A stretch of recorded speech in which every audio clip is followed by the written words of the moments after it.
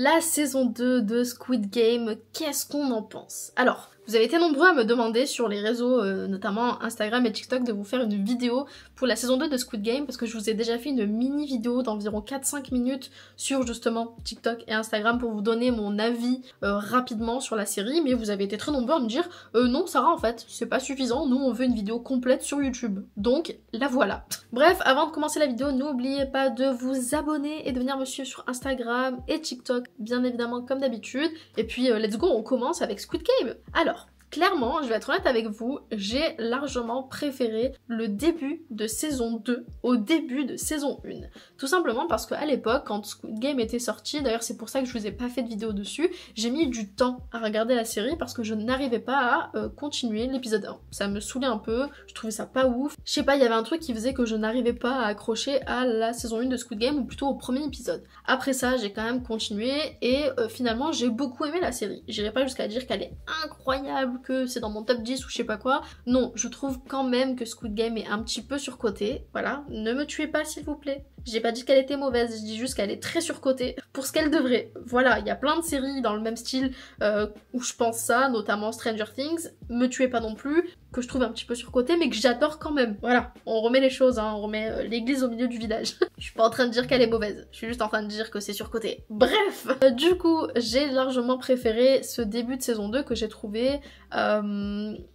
comment dire, pas plus impactant, mais ça va directement dans l'histoire, ça va directement dans ce qu'on connaît. On sait ce qui va se passer dans Squid Game, on sait l'histoire autour des jeux, on sait l'histoire autour des gens qui vont mourir, on sait tout ça, on sait comment le système de Squid Game fonctionne. Donc, on va directement dans ce truc de ok, ça fait 2 ans qu'on essaie de trouver les maîtres du jeu pour essayer de stopper le jeu, et c'était plutôt intéressant. Maintenant, faut quand même le dire, dans cette saison 2, il y a quand même pas mal de longueur. Voilà, il y a des épisodes qui clairement auraient pu se faire en un seul épisode et qu'ils ont préféré dispatcher en 2 épisodes. Mais on reparlera du pourquoi, du comment à la fin de cette vidéo, parce qu'il y a une raison pour laquelle ils ont fait ça. Du moins, de ce que je pense. Mais c'est vrai qu'il y a eu quelques petites longueurs, notamment avec des scènes où, vous voyez, où ils doivent choisir s'ils restent ou s'ils continuent le jeu. Logiquement, ça devrait prendre 5 minutes à tout casser. Cette partie-là devrait prendre pas beaucoup de temps, parce qu'on s'en fout, nous on veut la suite,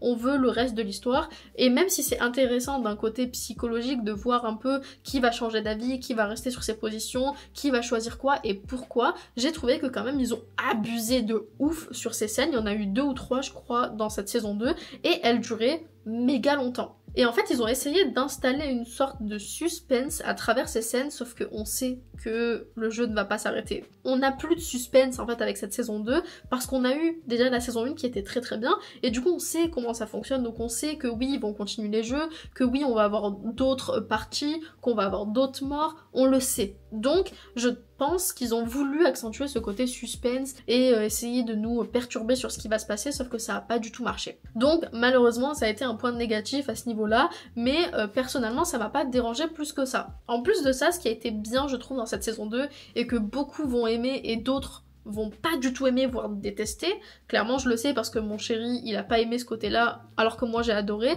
c'est le côté double vision. Pendant tout le long de cette saison 2, on a une vision sur les joueurs, sur ce qui se passe au niveau des joueurs, de la découverte du jeu, les différentes morts, du personnage principal de la saison 1 qui est encore là, et d'un autre côté on a aussi l'autre vision, ce qui se passe derrière, au niveau du jeu, au niveau de ceux qui sont dans les déguisements de Squid Game, qui y sont, pourquoi est-ce qu'ils font ça, qu'est-ce qui se passe dans leur tête pour tuer de sang-froid des gens, bref. Et en fait j'ai beaucoup aimé cette psychologie en fait des 2 visions, de voir que pas tout n'est blanc et pas tout n'est noir, pas tout n'est bon, pas tout n'est mauvais. J'ai du coup beaucoup aimé le travail qu'ils ont voulu faire au niveau de la psychologie de cette saison 2. Beaucoup vont aimer, beaucoup vont détester. Malheureusement, c'était un parti à prendre, et de ce que j'ai vu sur les réseaux, ben le problème c'est qu'il y a beaucoup plus de gens qui n'ont pas aimé.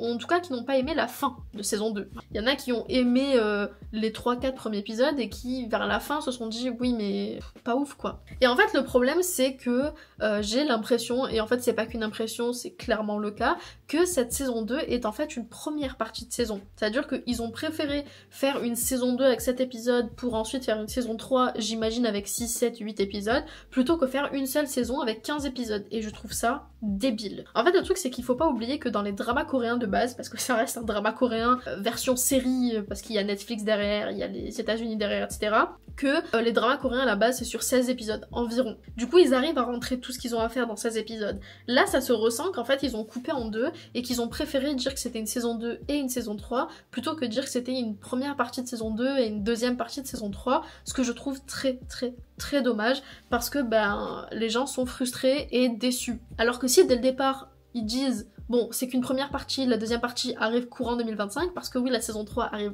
courant 2025, ça aurait permis aux gens d'être moins frustrés, moins déçus, de pas se dire que oh mais c'est quoi cette fin de merde, parce que clairement oui la fin de saison 2 est éclatée au sol, elle est merdique et c'est dommage.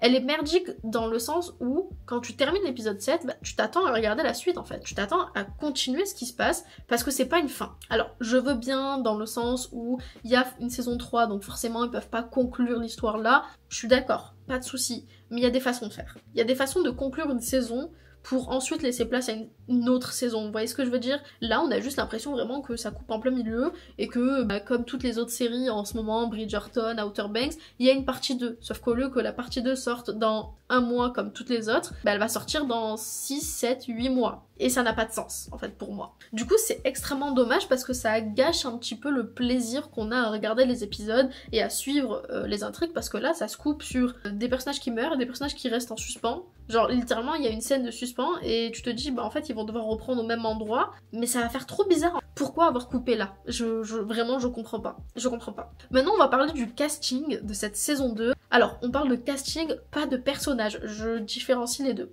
Parce que, pour moi, la saison 1 avait de meilleurs personnages. Voilà, des personnages plus attachants, même si en soi, encore une fois, c'est biaisé parce qu'on sait qu'ils vont quasiment tous mourir. Mais en tout cas, on avait des personnages plus attachants, des personnages où on avait peur pour eux, pour leur vie, où on s'attendait à ce qu'il y ait un plot twist pour qu'ils puissent vivre. Il y avait plein de choses dans cette saison 1 qui ont fait qu'au niveau des personnages, c'était mieux. Là, dans cette saison 2, les personnages sont moins attachants. Les personnages chiants, je pense notamment à Thanos, ils sont chiants, mais voilà, on attend juste qu'ils crèvent et c'est tout. Genre, on n'a pas la rage contre eux, on n'est pas en mode putain, mais c'est quand qu'il va mourir, il me saoule. C'est pas le cas. Alors que dans la saison 1, c'était le cas. Il y avait vraiment des personnages où on se disait, mais quand est-ce que ça se termine, quoi? Alors que là, j'ai moins ressenti ce côté-là. Mais par contre, je trouve qu'en termes de casting pur, le casting de la saison 2, il est pépite. Alors, je dis pas que celui de la saison 1 est nul, celui de la saison 1 est très bien aussi, il y avait des très bons acteurs, mais je sais pas, dans cette saison 2, ils ont décidé de mettre un casting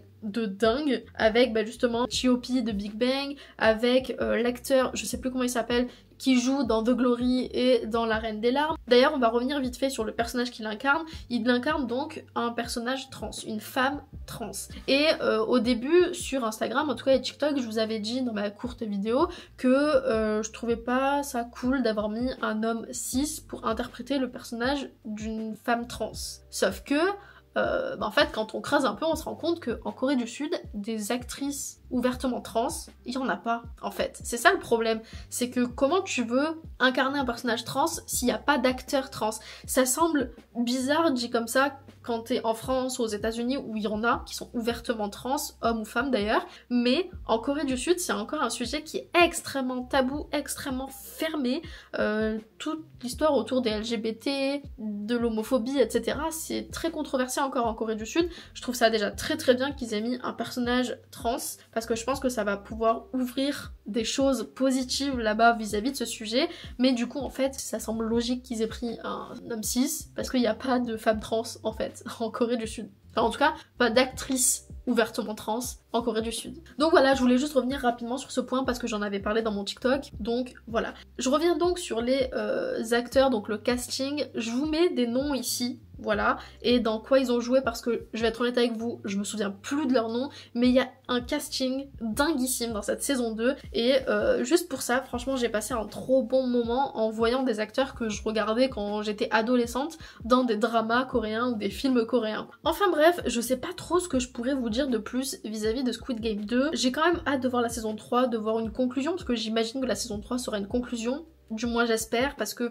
c'est le genre de série pour moi où 2-3 saisons grand maximum, sinon après ça détruit toute l'histoire de la série, donc je pense sincèrement que la saison 3 sera la dernière, mais j'ai hâte de la voir, j'ai hâte d'avoir la suite en fait, parce que vu comment ça se termine, bref, voilà. Mais je sais pas, j'ai préféré le début de saison 2, mais j'ai préféré la fin de saison 1, si je devais rapidement expliquer ce que je préfère. Donc voilà, dites-moi en commentaire ce que vous avez pensé de Squid Game saison 2, si vous avez aimé, pas aimé, si vous avez préféré la saison 1 ou la saison 2, bref, n'hésitez pas à me dire tout ça, parce que ça m'intéresse. Et évidemment, encore une fois, venir me suivre sur Instagram et TikTok. Parce que si vous voulez d'autres vidéos, bah ça se passe là-bas, parce que je parle beaucoup plus de séries en réalité sur ces autres réseaux que ici, avec ma seule vidéo dans la semaine, bon, 2 cette semaine quoi. Mais bref, voilà.